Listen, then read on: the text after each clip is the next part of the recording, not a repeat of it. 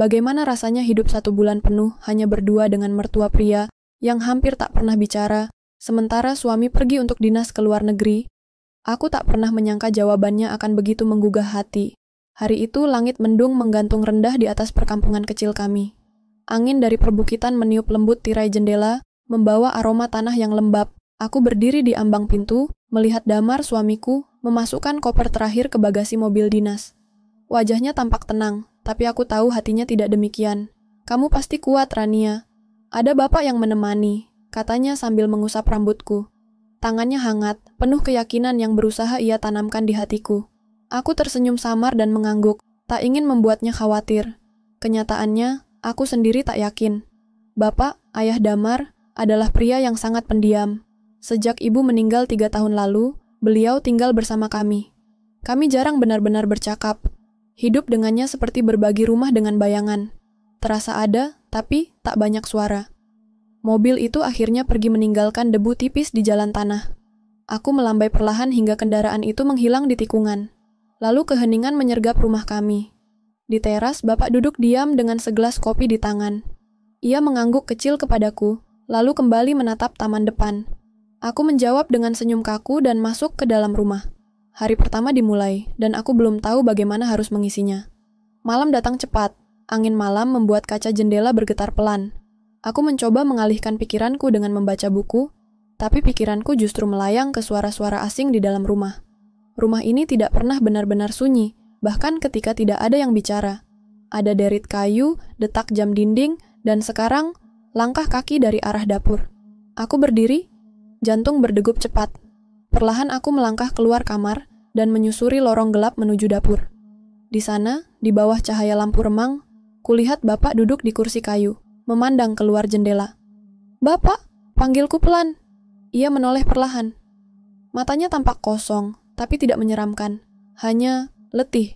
"Maaf Rania, bapak tidak bisa tidur," katanya, suaranya pelan dan parau. "Terlalu banyak yang dipikirkan mungkin." Aku mengangguk, tak tahu harus berkata apa. Aku melangkah ke dispenser, membuatkan secangkir teh hangat. Saat kuserahkan kepadanya, aku melihat tangannya bergetar halus saat menerima cangkir itu. "Terima kasih," katanya. Kami duduk dalam diam selama beberapa menit. Di luar, suara binatang malam bersahut-sahutan. Dingin merambat dari lantai ke kakiku, tapi entah mengapa aku merasa lebih hangat dari sebelumnya. "Bapak sering begini?" tanyaku akhirnya, mencoba membuka percakapan. "Bukan karena insomnia, Rania. Kadang, malam-malam, seperti ini, mengingatkan bapak pada masa lalu. Rumah ini terlalu tenang sejak ibu kalian pergi." Aku tak menjawab. Kata-katanya menggantung di udara seperti kabut. Malam itu, untuk pertama kalinya aku melihat sisi bapak yang tak pernah kutahu sebelumnya. Bukan hanya pria pendiam, tapi seseorang yang sedang memikul kesedihan dalam diam. Malam itu aku tidur lebih nyenyak, bukan karena rasa aman, tapi karena mulai tumbuh rasa saling mengerti. Hubungan kami tak berubah drastis dalam semalam. Tapi benih kecil telah ditanam. Benih dari percakapan sederhana di dapur saat malam sedang sunyi-sunyinya. Dan dari benih itu, perlahan cerita ini tumbuh. Hari-hari setelah kepergian Damar berlalu lambat, seperti embun yang malas menguap di pagi hari. Setiap pagi aku menyiapkan sarapan seperti biasa. Sepiring nasi, sayur bening, dan tempe goreng. Bapak selalu datang ke meja makan tepat waktu, duduk di tempat yang sama, mengucapkan terima kasih pelan, lalu makan tanpa banyak bicara. Kehidupan kami seperti jam yang berdetak, konsisten namun membosankan. Tapi di balik semua itu, ada pergeseran kecil yang mulai terasa. Bapak sesekali membantu menyapu halaman. Kadang ia membetulkan pagar kayu yang mulai goyah. Bahkan suatu siang, ia menawarkan diri mengantar belanja ke warung depan. Dan yang paling mengejutkanku, ia mulai bertanya.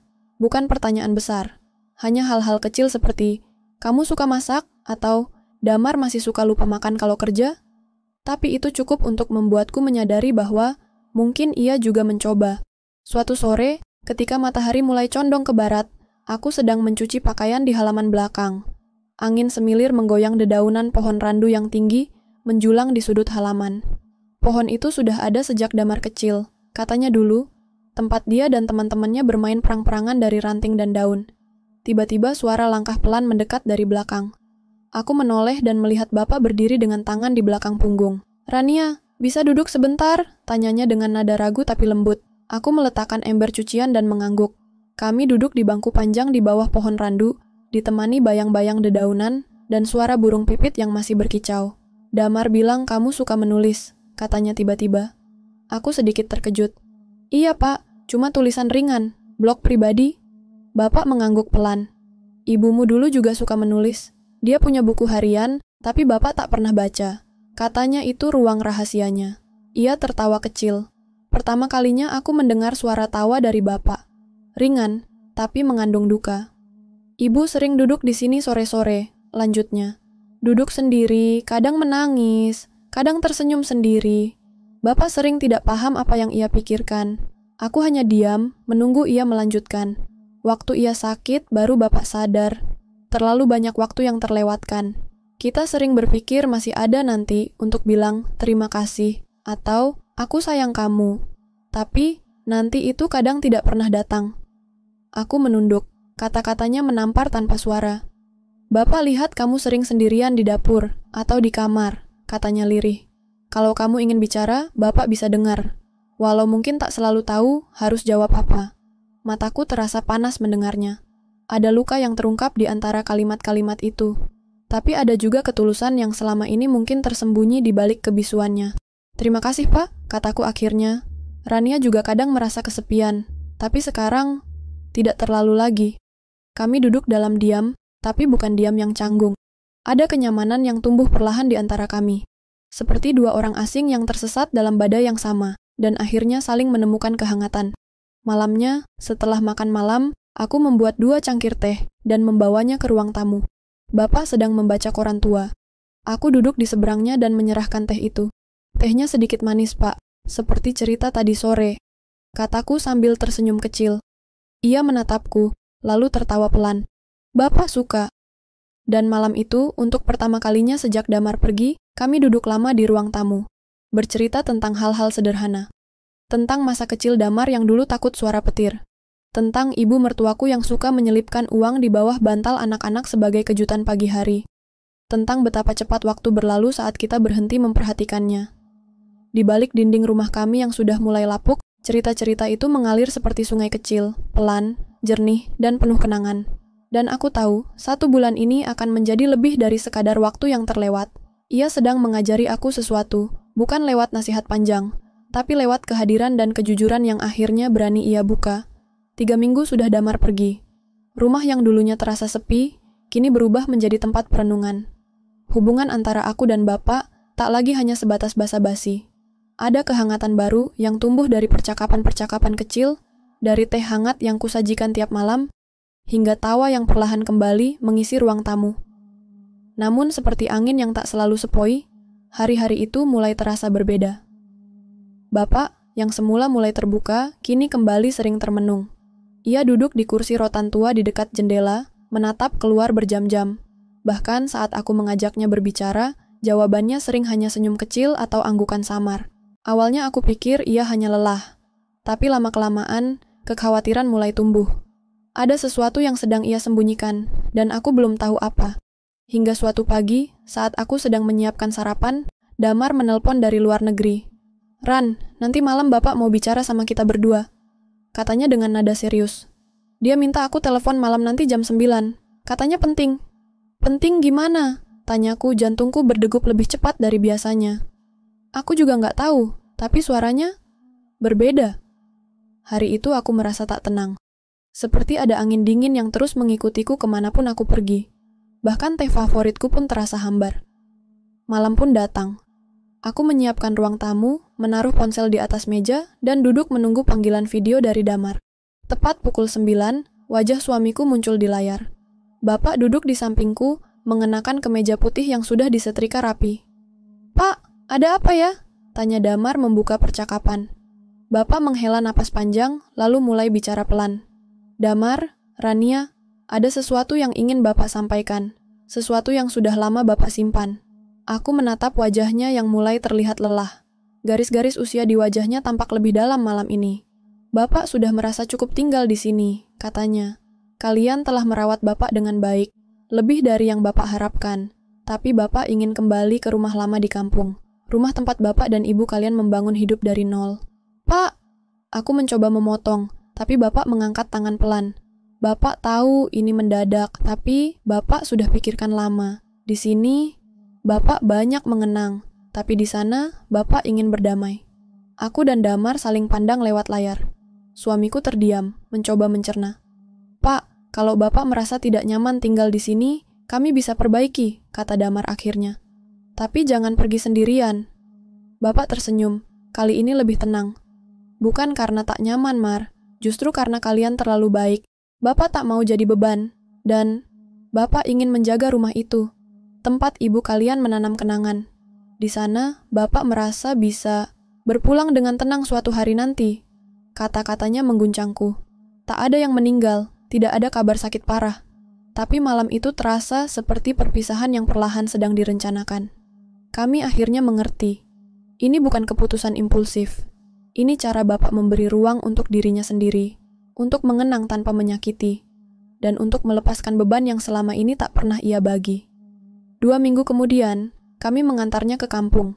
Rumah tua bercat hijau muda itu masih berdiri di tengah ladang kecil. Pintu kayunya sudah mulai lapuk, tapi begitu Bapak melangkah masuk, matanya berkaca-kaca. Ia menelusuri tiap sudut seperti seorang peziarah, menapaki tempat suci. Di sini dulu ibumu suka duduk sore hari, katanya padaku.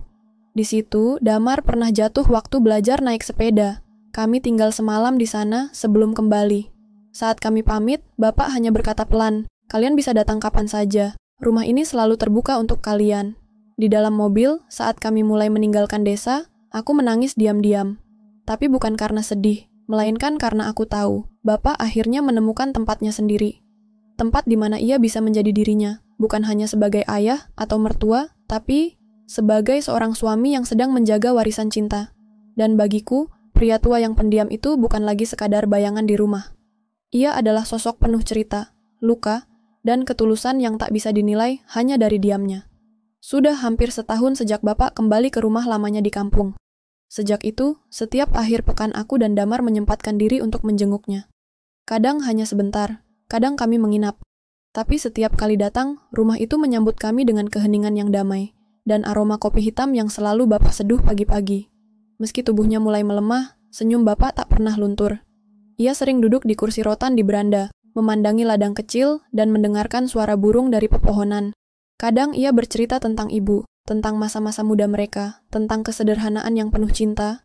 Di rumah itu, waktu seolah berjalan lebih lambat. Kami mulai mengerti mengapa Bapak ingin kembali.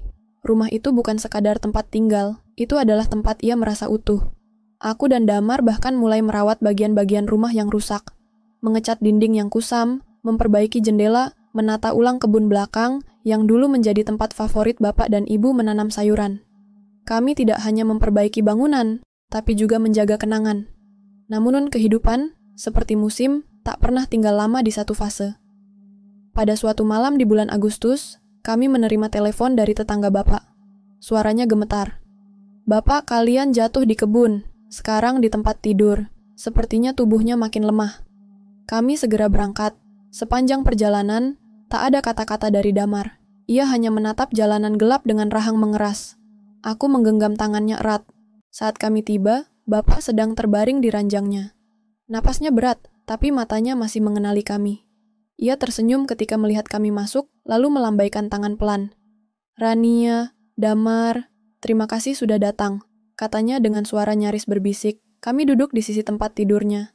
Malam itu sunyi, hanya terdengar suara jangkrik dan angin menerpa pepohonan di luar rumah. Ayah ingin kalian tahu, ayah bahagia, katanya sambil menatap kami dengan mata yang sudah mulai berembun. Kalian, keluarga yang luar biasa. Damar mencium tangan ayahnya, menahan tangis yang hampir pecah. Aku memeluknya dari belakang, tak kuasa berkata apa-apa. Malam itu, Bapak berpulang, dengan damai. Di rumah yang ia cintai, di bawah langit yang sama dengan kenangan yang ia peluk sepanjang hidupnya. Kami menguburkannya keesokan harinya, di pekarangan belakang, di samping pusara ibu, sesuai permintaannya. Di bawah pohon randu yang rindang, tempat ia dan ibu dulu sering duduk berbagi senja. Setelah kepergian Bapak, kami tak pernah bisa sepenuhnya meninggalkan rumah itu. Ada sesuatu yang terus menarik kami kembali. Mungkin karena cinta yang tertinggal di setiap sudut rumah. Mungkin karena kami ingin memastikan bahwa kisah Bapak dan Ibu tetap hidup, tidak hanya dalam ingatan, tapi juga dalam kehidupan sehari-hari. Beberapa bulan kemudian, Damar mengajakku berbicara di bawah pohon randu, tempat segalanya bermula. "Ran, bagaimana kalau kita tinggal di sini saja?" katanya. Aku terkejut. Kota adalah tempat kami bekerja, tempat anak-anak kami kelak akan tumbuh. Tapi sebelum aku menjawab, Damar sudah melanjutkan. "Aku sudah mengurus pekerjaan jarak jauh. Aku ingin anak-anak kita tahu seperti apa hidup yang sebenarnya. Di tempat seperti ini, sederhana, jujur, penuh makna." Aku menatap rumah tua di hadapan kami. Daun-daun randu berguguran perlahan, seperti pelan-pelan merestui. Dan akhirnya, kami pindah. Rumah itu kami rawat seperti menjaga pusaka. Setiap ruangan kami isi bukan hanya dengan perabotan, tapi juga dengan aktivitas yang membawa kehidupan. Membaca bersama anak-anak, memasak resep lama milik ibu, atau mengobrol dengan tetangga yang datang membawa hasil kebun. Lambat laun, rumah itu menjadi bagian dari masyarakat desa. Kami membuka ruang belajar untuk anak-anak, membagikan buku dan mengajari membaca. Damar memperbaiki sumur tua yang dulu dipakai warga sekitar. Kami tidak hanya tinggal, kami hidup, benar-benar hidup. Dan setiap sore, aku duduk di bawah pohon randu, menulis. Aku menulis tentang seorang pria tua yang pendiam, yang mengajarkan kami tentang cinta yang tidak ribut, pengorbanan yang tak diumbar, dan keberanian untuk pulang ke akar. Kini, pohon randu itu tumbuh semakin tinggi. Di bawahnya anak-anak kami bermain, berlari, dan tertawa. Dan setiap kali aku memandang langit, aku tahu Bapak masih di sini. Dalam cerita yang kami lanjutkan, dalam hidup yang kami rawat, dan dalam setiap langkah yang kami pilih. Kami tidak hanya menjaga rumahnya, kami meneruskan warisannya.